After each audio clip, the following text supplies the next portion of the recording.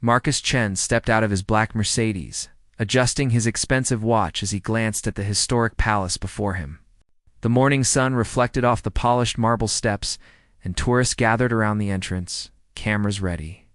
Marcus was in London for a business deal worth millions, but today, he decided to visit Buckingham Palace like any other tourist. Except Marcus was never like any other person. At 42 years old, Marcus had built a tech empire from nothing. His company now operated in 30 countries, and his net worth had crossed $2 billion last year. He was used to people stepping aside when he walked into a room. Board members nervously agreed with his decisions. Politicians returned his calls within minutes. Restaurant owners personally greeted him at the door. The world had taught Marcus that money opened every door, and respect came automatically with wealth. As he approached the palace gates, Marcus noticed the ceremonial guards standing perfectly still in their bright red uniforms and tall bearskin hats.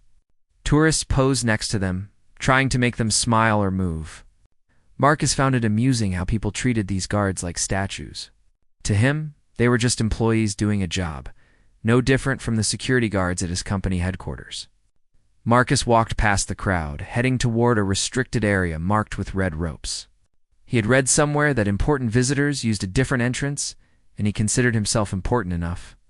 A guard stepped forward, blocking his path. The young man couldn't have been more than 25, with sharp eyes and a serious expression beneath his tall hat. "Sir, this area is restricted. Please use the public entrance," the guard said firmly, but politely. Marcus looked at him with disbelief. Did this young man not know who he was? He pulled out his phone, ready to show news articles about his latest business deals. "Do you know who I am? I'm Marcus Chen, CEO of TechVision Global. I have meetings with Parliament members tomorrow. Surely I can use this entrance." The guard remained unmoved, his posture perfect, his voice steady. "Sir, regardless of your position, this entrance is reserved for official state business and members of the royal family. I must ask you to use the public entrance like everyone else." Something inside Marcus snapped. He had spent years climbing to the top, fighting for every bit of respect and recognition. How dare this guard, someone who probably earned minimum wage, treat him like a common person?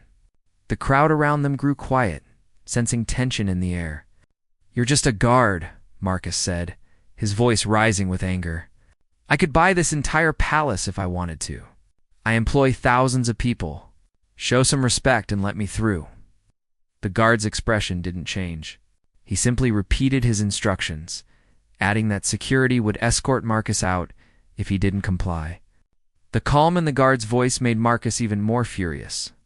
He felt insulted, humiliated in front of tourists who were now recording everything on their phones. Without thinking, Marcus raised his hand and struck the guard across the face. The sound echoed through the courtyard. Gasps filled the air.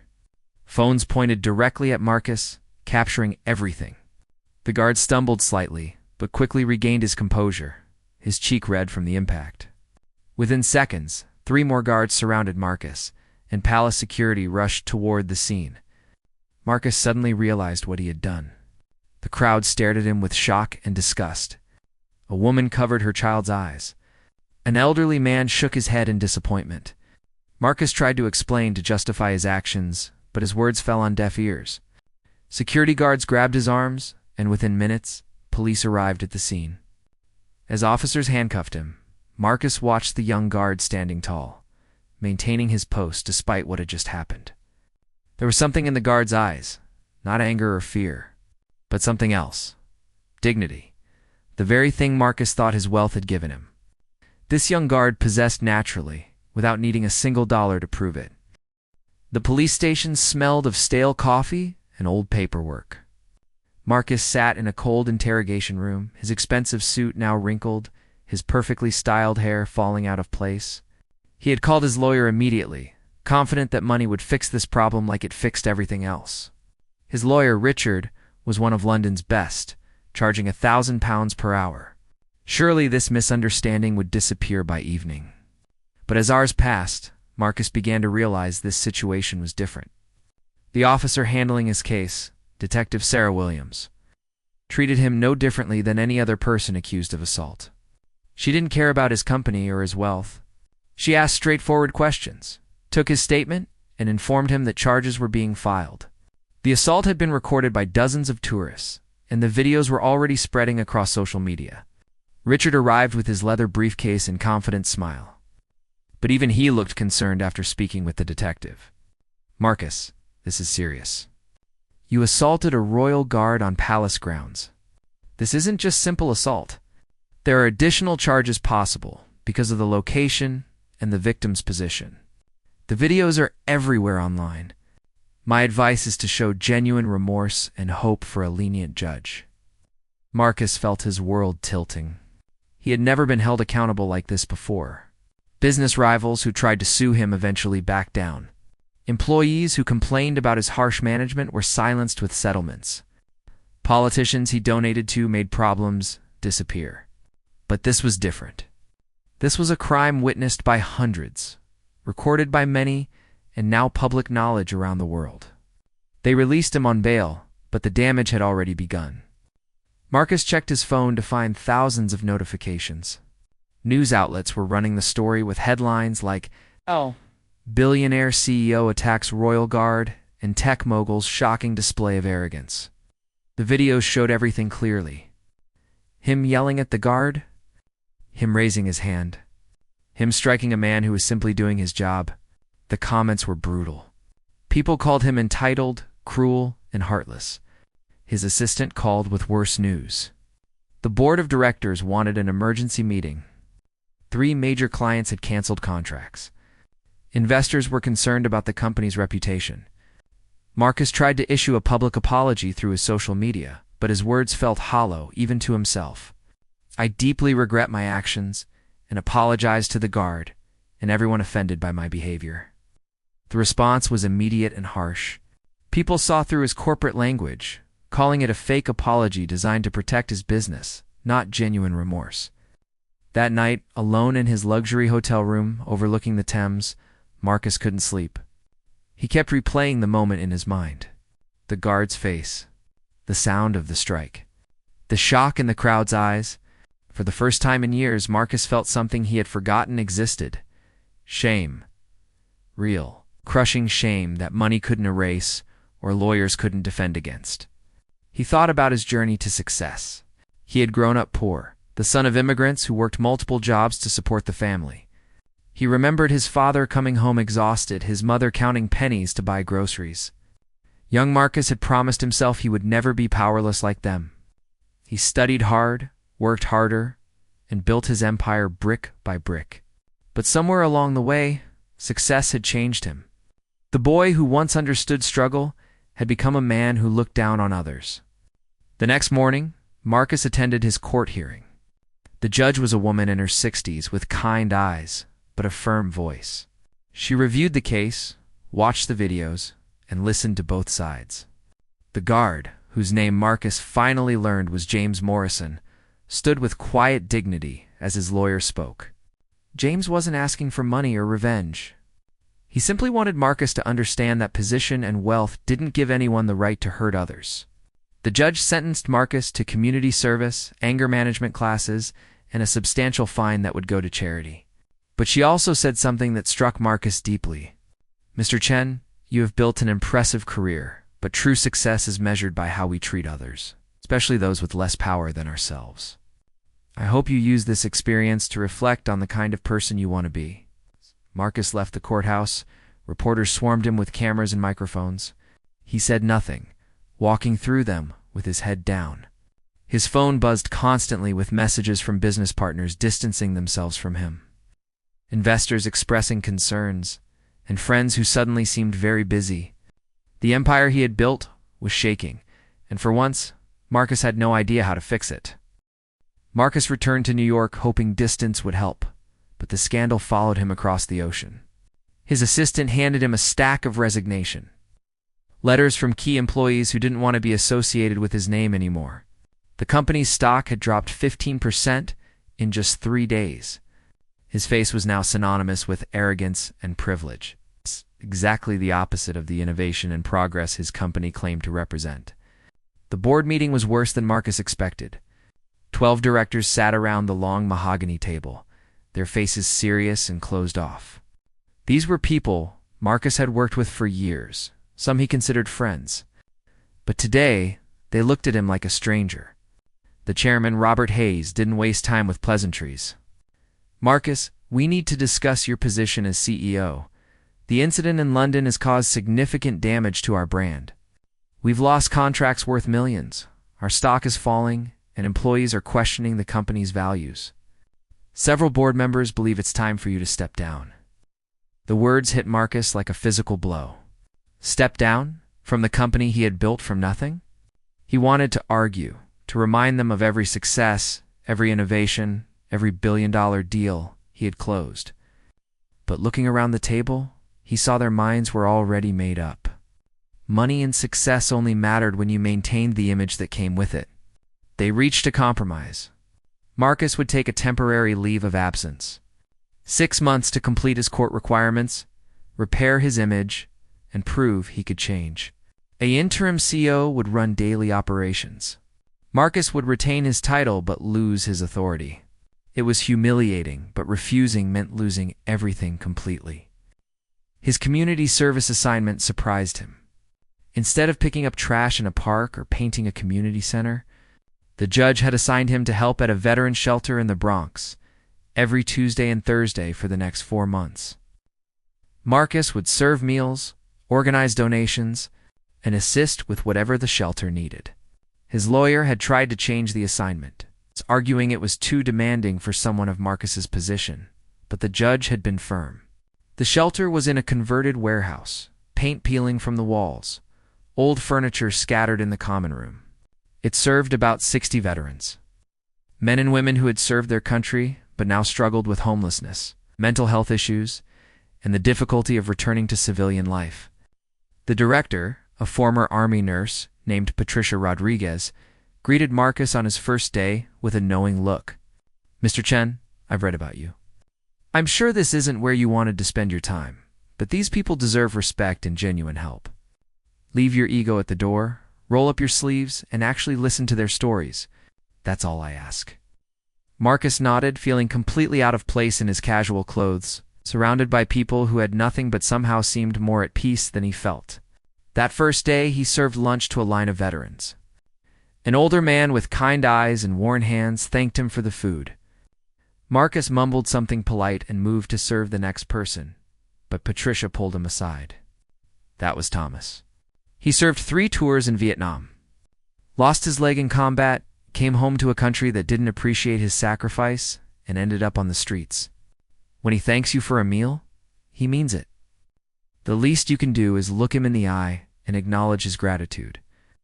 The words stung because they were true. Marcus had been going through the motions, seeing this as a punishment to endure rather than an opportunity to connect with real people. He went back to Thomas and properly introduced himself, asking about his day. Thomas smiled and started sharing stories about his time in service, about the friends he made and lost, about learning to appreciate small kindnesses because he had experienced great cruelty.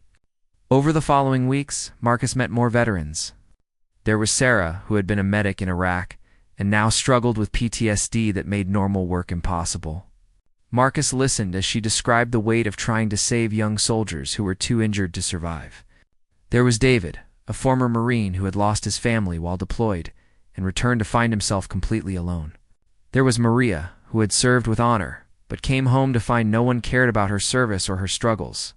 Each story chipped away at Marcus's walls. These people had given everything for their country, and many had received little in return. Yet they showed up each day, supported each other, found joy in small victories like a good meal or a warm bed. They didn't have money or power, but they had something Marcus had lost along his journey to success. They had humanity. They understood that true strength came from helping others, not from standing above them. Marcus started arriving early to help with breakfast preparation. He stayed late to clean up and talk with residents who needed someone to listen. Patricia noticed the change. She saw him laughing at Thomas's jokes, sitting with Sarah during her difficult moments, helping David fill out job applications. This wasn't the arrogant CEO from the news videos. This was a man slowly remembering what it meant to be human.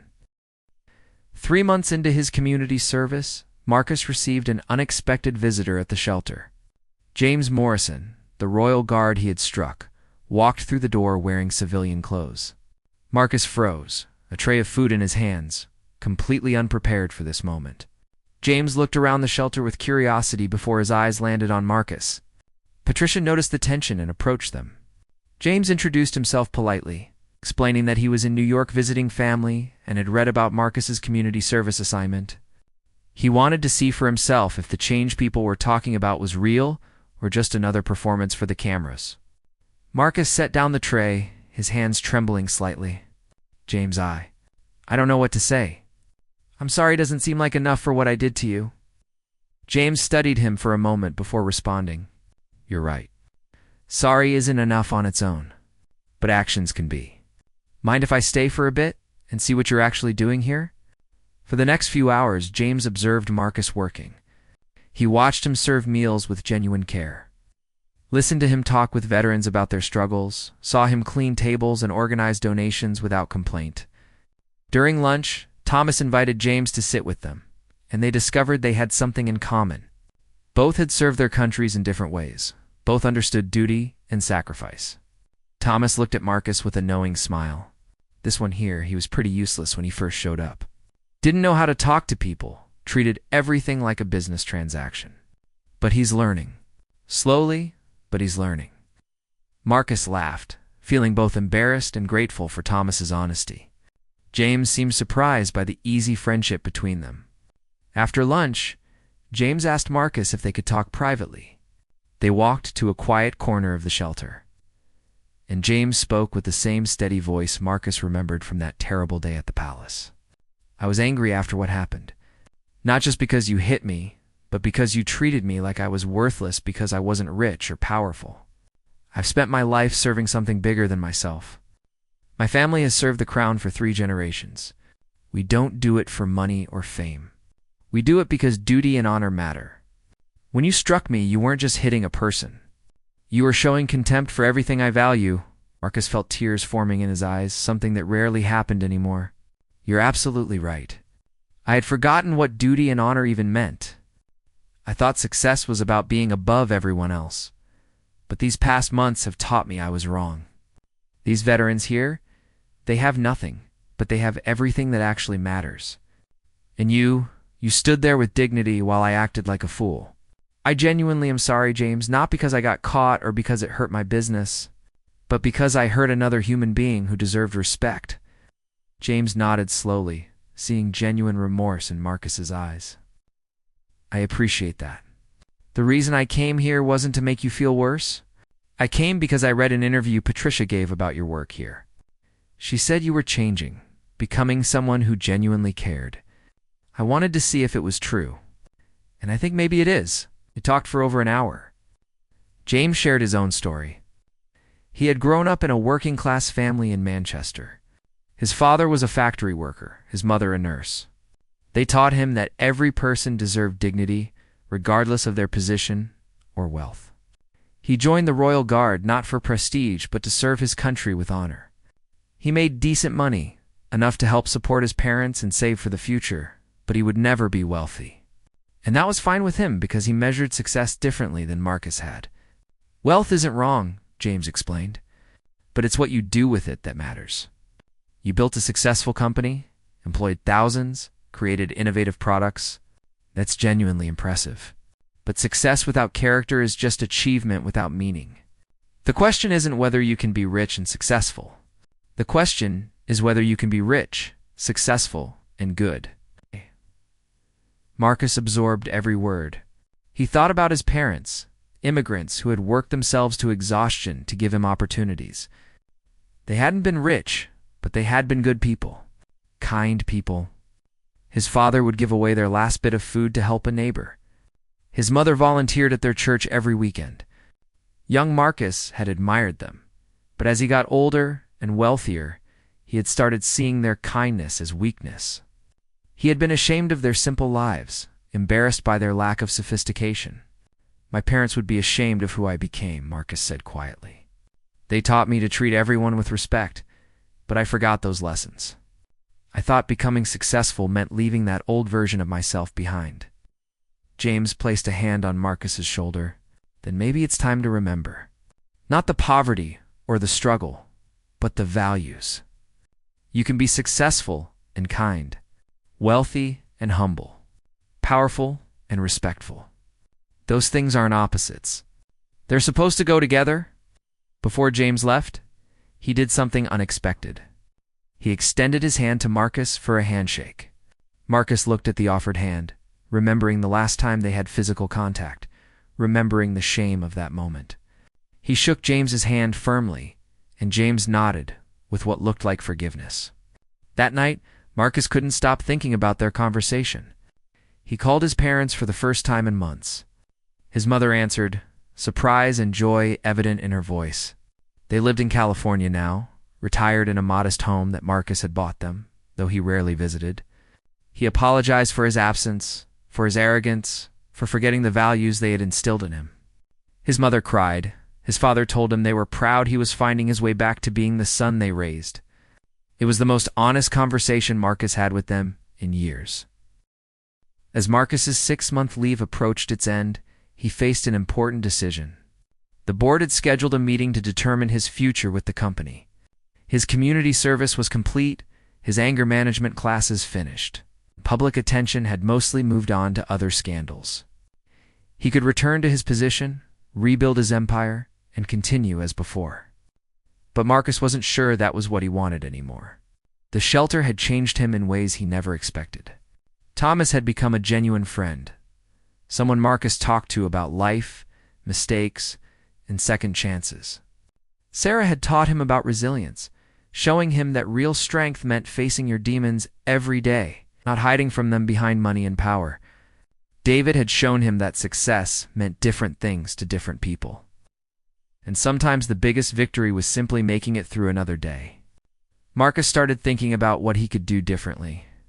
His company had always focused on profit, innovation, and market dominance. Those weren't bad goals, but they were incomplete. What if TechVision Global could also focus on social responsibility? What if they used their resources to help veterans find employment, to create programs for people struggling with homelessness, to invest in communities instead of just extracting profit from them? He drafted a proposal for the board, a complete restructuring of the company's values and mission. It included a foundation that would dedicate 10% of annual profits to social causes. It proposed hiring programs specifically designed to give opportunities to veterans, formerly incarcerated individuals, and people from disadvantaged backgrounds. It suggested partnerships with community organizations and nonprofits. It was ambitious, potentially expensive, and completely different from how TechVision Global had operated. Patricia read his proposal and smiled. This is good, Marcus. But many people will think it's just a publicity stunt to repair your image. Let them think that, Marcus replied. I can't control what people believe about my motivations. I can only control my actions and hope they speak louder than my past mistakes. The board meeting was tense. Marcus presented his proposal with genuine passion, explaining how his experiences had changed his perspective on what success really meant. Some board members were skeptical, worried about profits and shareholder value. Others were intrigued, recognizing that modern consumers cared about corporate responsibility. The interim CEO, Jennifer Liu, surprised Marcus by supporting the proposal. Having implemented smaller versions of similar programs during his absence with positive results, after hours of debate, they reached a compromise. Marcus could return as CEO, but with conditions. The social responsibility programs would be implemented gradually, with clear metrics to measure their impact on both communities and company performance. If they worked, the programs would expand. If they failed, they would be reconsidered. Marcus would be closely monitored by the board, and any return to his previous behavior would result in immediate termination. Marcus accepted the conditions, understanding this was a second chance he had to earn every single day. His first action as returning CEO was to visit every office location personally. He talked to employees at all levels, from janitors to senior executives, asking about their concerns and ideas. He admitted his mistakes publicly, acknowledging that his behavior had betrayed the company's stated values. Some employees remained skeptical, but many appreciated his honesty and willingness to listen. He established the Tech Vision Foundation with Thomas as one of the board members, along with Patricia and several community leaders. The foundation's first project was a job training and placement program for veterans. Using Tech Vision's resources to teach modern tech skills and guarantee interviews for program graduates, David was one of the first participants, eventually landing a position in the company's customer service department. Marcus also reached out to James, asking if he would be willing to consult on the foundation's projects. James was initially hesitant, but eventually agreed, impressed by the genuine changes Marcus was implementing. They developed a friendship built on mutual respect, very different from their first encounter. The changes weren't always easy. Some shareholders complained about reduced profits, even though the decrease was minimal. Some employees resisted the new hiring programs, uncomfortable working alongside people from very different backgrounds. Marcus had to address conflicts, defend his decisions, and constantly prove that these changes were about genuine values, not just image management. But slowly, things started working. The Veteran Employment Program received national attention, with other companies asking to replicate the model. Employee satisfaction improved as workers felt proud to be part of a company that genuinely cared about making a difference. Customer loyalty increased, particularly among younger consumers who valued corporate responsibility. The stock price, which had initially dropped, began recovering as investors recognized the long-term value of these initiatives. Marcus's personal life changed too. He started dating again, but with a different approach. Instead of seeking partners impressed by his wealth, he looked for someone who shared his values. He met Alina, a social worker who had never heard of him or his company. She liked him for who he was becoming, not for what he owned. They took things slowly, building a relationship based on honesty and mutual respect. He visited his parents regularly, making up for years of neglect. He introduced them to his friends from the shelter. His mother immediately connected with Patricia, both women who dedicated their lives to helping others. His father and Thomas bonded over their shared experiences of hard work and sacrifice. Marcus realized his parents had always been successful in the ways that truly mattered. They had raised a son, maintained their values despite hardships, and built a life filled with purpose. He had been ashamed of them because he measured success wrong. 2 years after the incident at Buckingham Palace, Marcus stood in the same courtyard, where everything had changed. He was in London for a business conference, but he had made time for this personal visit. The palace looked exactly the same. Tourists gathered around, cameras ready, guards standing at attention. But Marcus was completely different. He approached the gate where he had struck James, memories flooding back with painful clarity. A young guard stood at the post, similar to James but a different person. Marcus simply nodded respectfully and joined the public tour, like everyone else. He didn't need special treatment or exclusive access. He was content being one of many people appreciating history and tradition. After the tour, Marcus visited a small cafe nearby, where he had arranged to meet James. His friend arrived in casual clothes, smiling warmly as they shook hands. They had stayed in touch over the years, their friendship growing from that difficult beginning into something genuine and meaningful. "How does it feel being back here?" James asked as they sat down with coffee. Marcus looked out the window toward the palace. "Humbling. I think about that day often, about who I was and how much needed to change." That version of Marcus's thought respect came from money and power. He thought being above others meant success. He was so wrong. James smiled. "But you figured it out. Not everyone does. Most people would have apologized, waited for things to blow over, and gone right back to their old ways. You actually changed." They talked about the foundation's latest projects. The Veteran Employment Program had expanded to 12 cities. They had helped over 500 veterans find meaningful work, and the success rate was impressive. But Marcus was most proud of the stories. Sarah had become a counselor. Using her experiences to help other veterans struggling with PTSD, David had been promoted twice and was now training new employees. Thomas had moved into an apartment with support from the foundation and was volunteering at the shelter, helping newcomers adjust to the program. "Thomas told me something interesting," James said. He said you're the same person you were before, just better. That the drive and intelligence that made you successful were always there. You just redirected them toward things that actually matter. Marcus considered that. Maybe he's right. I spent years building an empire, but I was building it on the wrong foundation. Money, power, dominance. Those things are empty by themselves. Now I'm building something different.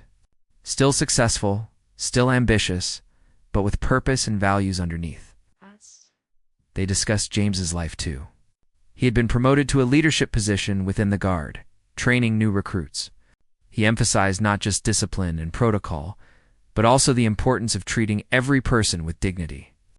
He sometimes shared Marcus's story with trainees, using it as an example of how their behavior could influence others and why maintaining composure and respect was crucial. You know what's funny? James said. That terrible day ended up changing both of us. I learned that standing firm on principles matters, that dignity isn't about fighting back, but about maintaining your values. And you learn that wealth and power mean nothing without character. After coffee, they walked through London together. Two friends from completely different worlds who had formed an unlikely bond through a moment of violence and shame. Marcus pointed out buildings where his company had offices. James shared stories about historic landmarks they passed. They talked about their families, their hopes, their continued growth as people. Before parting ways, James asked Marcus what he had learned most from the entire experience.